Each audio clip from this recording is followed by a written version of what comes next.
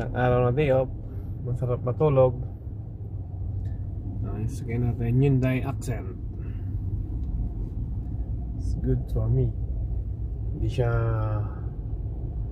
matakaw sa gas.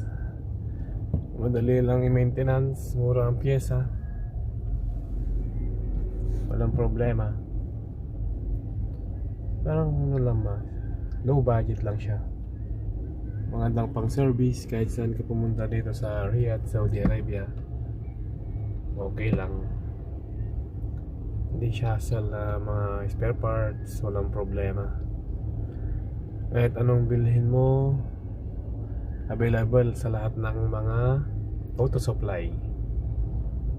Maganda naman, pero ang kadalasang mga problema lang dito yung ano niya, CVT kasi CVT gear niya.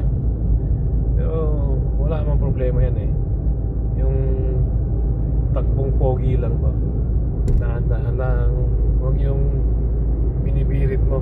Kasi ang CVT dapat hindi siya binibirit yung dahan-dahan lang siyang umarangkada. Kasi pag binibirit mo talaga siya, yung parang mga nakaturo mo na igagas mo agad, makakataas. Pero ito hindi, normal lang ba, chill lang. Thank you.